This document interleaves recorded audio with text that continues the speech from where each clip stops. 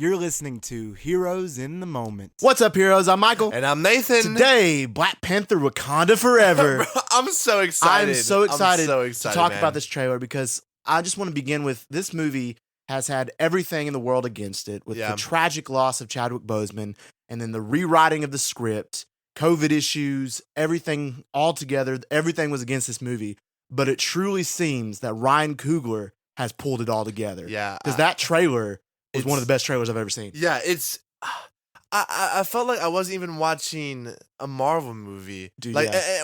and at this point, it's a great thing. A lot of the movies are feeling very cookie cutter, the same. But as I'm watching it, dude, it's just like a freaking cinematic experience. Right. It was beautiful. Cool. It's absolutely breathtaking, absolutely man. Beautiful and emotional and serious and you know, a very, very nice thing we're getting from Marvel. Yeah. Because it's been a while since we've gotten like that taste of seriousness, that taste of what we're getting into in this movie. Because, you know, at first I wasn't too hyped for this movie. I was super nervous for this movie. I thought, you know, who knows what's going to happen with this movie. But after that trailer, I am so much more hyped for this movie because I think it looks amazing and I think it will be good. Yeah, I'm going to go on the record right now, really early. I'll come back to this later. But I think this will end up being the best movie from Phase 4. I think... Oh, there's No Way Home? I think it will be better than... Obviously, No Way Home, you know, was super big and had a lot of fan service. But as far as, like, just the direction, like you said, what it's gone through and how it's going to... Dude, I think that we're going to look back on... I think it's coming out last for a reason. I'm low-key saying that I think top 10. This may be top 5, if I'm being top honest. Top 5? It could be. Like, it just, I think top 10 is... Top 10 for sure. For sure. But top 5, I mean, 10, Ryan Coogler, hats off to you because it looks amazing. The early reviews are in, and everybody says it's amazing. And it just makes me so much more hyped. It gives Avatar vibes, very much Avatar vibes. I know. That's what I was thinking, dude. I was like, with the whole, like, underwater. And the music was beautiful. I mean, it was just super emotional and just the acting. I mean, we only got one, you know, dialogue in this entire trailer, and it was crazy. Yeah. So well, that's why it was so good. We see so much, you know, just lines peppered with comedy or just like, you know, like cliche lines. But this was like just straight like cinematography, the entire trailer. So and like, serious. when's the last time we've seen that in an MCU trailer? Right. You know, and then now it's officially, you know, confirmed that this is going to be the finale of Phase 4, so it's got to hit with a banger, and I think it will because I'm so excited. Yeah, and then they'll tease Doctor Doom. Yeah, right. All right, so let's get into the trailer itself and break it down for you guys. So first off, we see Angela Bassett, who of course takes over as Queen of Wakanda after, of course, the tragic death of T'Challa, apparently, and then we see what seems to maybe be a funeral. What do you think about that?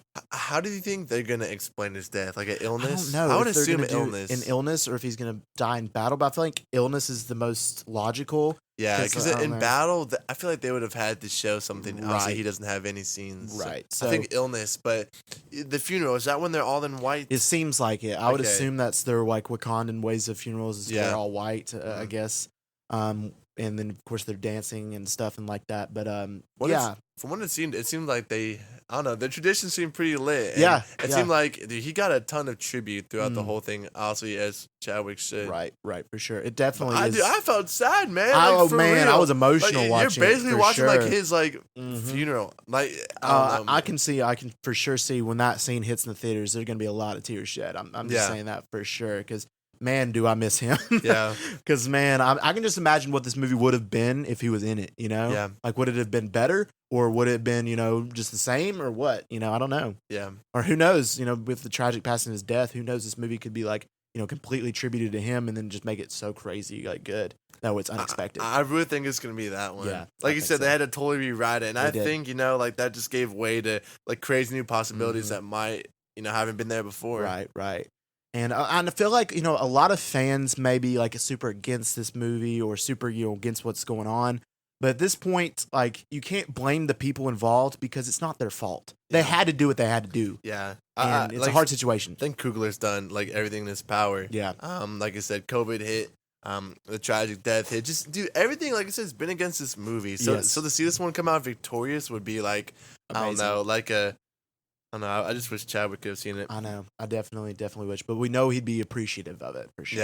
Yeah. So next up, we see, you know, the Wakandan characters. We see them sad and vulnerable. You know, we get glimpses of Shuri, Nakia, Okoye, and, of course, the Queen, Angela Bassett. So, and they're all, of course, looking crying. And so that must be, you know, after they find out, and, you know, his death and stuff. So one particular character I'm excited to see more is Shuri, and her experience of death. Because she was also, a very comedic character. So I'm wondering how his death is going to impact her in this movie. Yeah. Because we know she's the main character. I know. I would just guess that she turns like pretty serious and she ends up like ruling.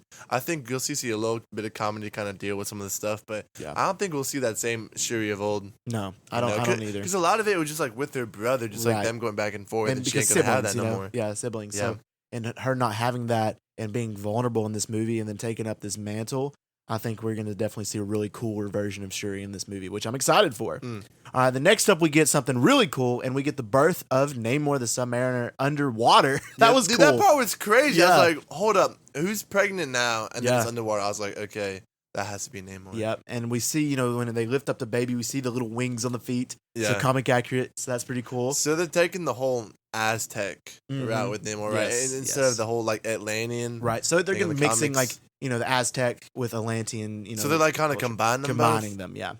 So that's cool.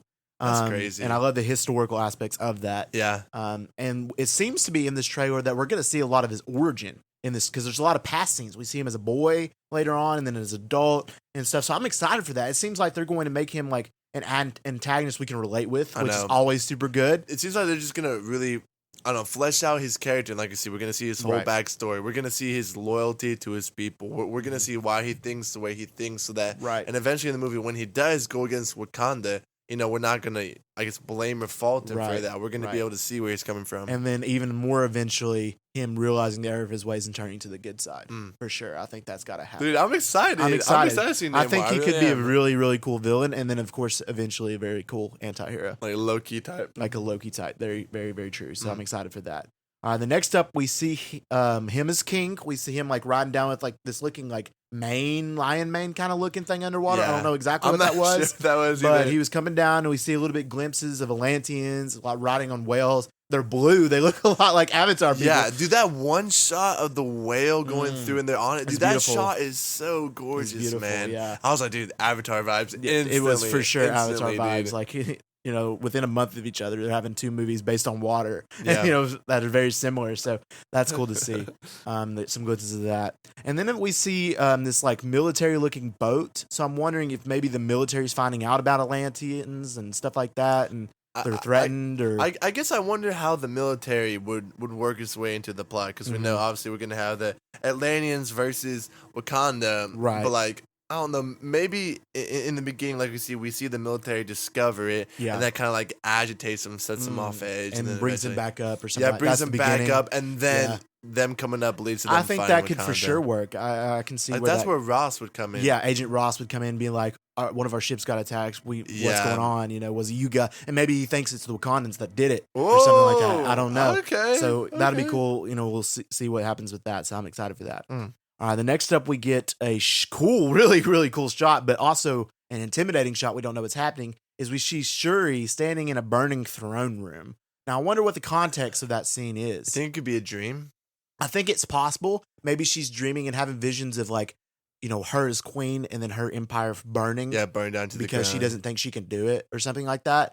Maybe. Or maybe like, it's actually happening in Atlanta, and the people of Atlanta, like Namor and stuff, are burning like their temples or whatever in Wakanda. I'm not exactly sure what that could be, but there's a lot of it's a really cool shot though. Yeah, that's what I take away from that. I'm not sure. Maybe I think it might be part due to seeing like, since her brother's not there anymore, like maybe the throne is symbolic for the leadership. Right, like it's just crumbling there. Right, I don't know, her not trusting herself, but I don't know. I wouldn't there is a rumor that Michael B. Jordan will be in this movie reprising his role as Killmonger, but in the ancestral plane. So I'm wondering if like when they converse and him and Shuri converse and talk about it, like, there's something to do with that scene. He shows her visions or something like that. I'm not sure. And she's like, you should come back to the real world with me. Yeah! That'd be great. Everybody be like, we want you as Black Panther, please. I really do, man. I really do.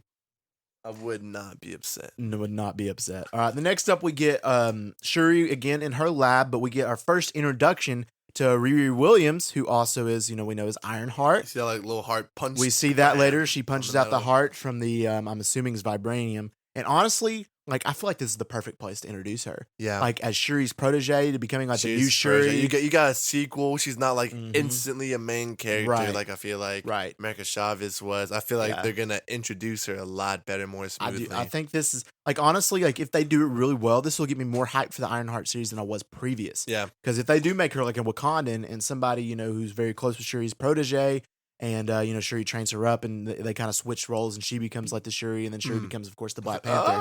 I think that'd be really cool introduction for her, and I'm excited to see her in the MCU. Like you said, and I think a large part of the success for the Ironheart show will just be due to how well her character is written. Because obviously, as MCU fans, this is our first introduction to her on TV. So I don't know, just depending on how well like she's written is, I don't know. I feel like a big part of how well people are gonna respond to the show. Right.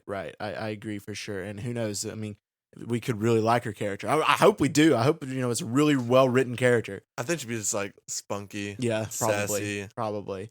But I'm excited nonetheless to see her in this movie for the first time. Facts. Then we get, of course, some more glimpses of Namor's backstory. We see him, walking up to like a temple thing as a boy and then turning it, and then there's a little transition to him as an adult. And the costume looks super comic accurate. Cool, it looks really, really good. So I'm excited for that and to see a little bit of his struggles growing up and like as a king, or maybe how he became this role and how like his life has been against him, everything. Yeah, he probably had to fight for it. Now I think about it, Yeah. I think a large part of the movie is going to be about like him overcoming adversity, in his country. So I don't know. I'm excited to see it.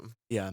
Then we get Agent Ross, of course, again back. But I do like the theory of the idea of him thinking like maybe the Wakandans were the one who attacked the vessel, or what's going on, trying to what's going on there. And I always liked him as a character, so I'm excited. He's good. I really wish he was in more projects. Yeah, I love Martin. He's Freeman. only been in Civil War and the first Black Panther. The first correct? Black Panther. And then he's going to be in this one, so I'm excited to have him back again. And then of course we get lots of action towards the end of the trailer. We see a lot of M'Baku coming back. I love M'Baku. I'm glad he's back. And then a lot of the Dora Milaje, and then a lot of that stuff going on, fighting and action. You think M'Baku is gonna turn to Black Panther, or do you think they're just gonna keep him? Like the I leader think of they're that just one going to keep him. I don't think he'll become There's Black a lot of Panther. rumors about that. Right. I don't think he'll become Black Panther, but I think he could possibly become the next king of Wakanda. And Shuri's the Black Panther, but he becomes the king. Yeah, if that makes sense, because I don't think Shuri will end up wanting it.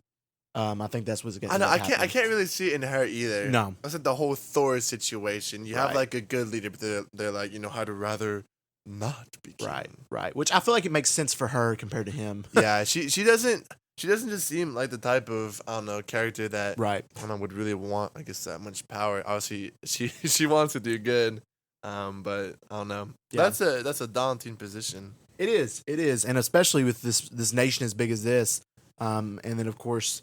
When everybody's saying, and Angela Bassett said, this is the biggest nation in the world and stuff. So, well, I wouldn't want that either. Yeah, I'd be like, that'd be a lot of responsibility. I would probably waste a lot of vibranium. I would too. I would make so much stuff instantly. Oh yeah, for sure, for sure, making me an Iron Man suit with the Captain America shield out of making vibranium. Oh, that'd be nice. Never getting destroyed. That's true. And of course, I just got to talk about Angela Bassett, the Queen, her dialogue or her monologue that she does, and I'm wondering like what exactly it's about. I mean, she killed it, the delivery of that, because she's like, she was like yelling, she was like, this is the greatest nation in the world, I'm queen of this, and I have no one left. So I'm wondering like what happened to Shuri during that part of the film. Yeah, I guess for my prediction, I think that during this part, I think there's obviously going to be a big battle, and I think Namor is. Either they're gonna kidnap him, or there's gonna be some mad sussy stuff where it looks like everybody has died. So a big battle, you can't find the family. So I think she's gonna like just be absolutely broken about it. But that just seems weird. We know, the main characters are not gonna die. We know Shuri's gonna live. We know, Ironheart's gonna be there. We know M'Baku's gonna be there. Right. But why? I don't know. Right. I know. But it was an incredible delivery. I was like, wow, yeah. Unless it's just at the movie. And she's talking about, obviously, T'Challa. Yeah. But then she's going to make Shuri feel jealous. Right. She wouldn't do that. So I don't think it's going to be that. I think it's possibly that something happened to Shuri, whether she was kidnapped or she went off on her own or faked her own death or something like that. I don't know. No, I don't want the throne. No, I don't. I know. Maybe. I don't know. We'll see. You're not my family. All right. And then, of course, at the very end of the trailer, we get a quick shot of the Black Panther suit, and I'm assuming that's going to be Shuri in it. I mean, I feel like it's kind of obvious. Yeah, but it could not be. Looking at it, it's obviously it looks like a smaller figure. Yes. Skinny. Yeah, it definitely looks like a woman. It's definitely not M'Baku, and it No. does look like a woman. Yeah, so I'm assuming it's that's Shuri. Shuri. A lot of people think it could possibly be Nakia, but I personally think it's going to be Shuri. It has to be Shuri. What color was it? I mean, obviously we know it's black, but what was it looks, gold? It looks like it had a little bit of gold. It looked gold. So it could be Killmonger. Well, that's the thing, man. I'm pretty sure I saw gold. And I did too. And I'm pretty sure, like obviously we see the different kind of characters with the different colors. We saw T'Challa with purple and Killmonger with gold. And I don't know. It just seems to me like if they're implementing a new Black Panther, they would avoid those comparisons and give them maybe they're separate colors. You have to think Shuri, created like these that. suits, and maybe she just really liked the gold one because remember when she was showing the gold one and then the like gray necklace one to T'Challa. He didn't really like the Goldie because it was too flashy and stuff, but maybe she did. So maybe she'll go with that one. I don't know. Maybe. I don't know. Yeah. Would she do that? Would she want to look like Killmonger? I don't know about that. Did she know that Killmonger had redemption? I doubt it. I don't know. Maybe they could have talked about it. But anyway, that pretty much wraps up the trailer. But in itself, oh my goodness, it looks amazing. Yeah. This trailer, was super a spectacle. I mean, I remember the trailer dropped when I was in the Walmart parking lot, and I pulled out my phone and I watched it in the Walmart parking lot. And then the whole time I was driving home, and I was like silent the whole time because I was like, wow, that was a good trailer. Dude, it's truly a spectacle. And I don't know, Coogler really outdid himself, to be honest with you. And a lot of people are already calling for him to be a director of Avengers, of a new Avengers film. So we'll see what happens with that. So I don't know. Dude, I don't know, man. I'm excited. Like you said, we're calling for top 10, maybe even top 5. Yeah. I mean, I hope it's not bad, but it doesn't look bad at all. It doesn't look bad. I feel like it can't mess up. But you never know. You never know. See. It's Marvel, but that's very true. We're excited. All right, guys. If you enjoyed this episode, let us know by giving us a review and a download.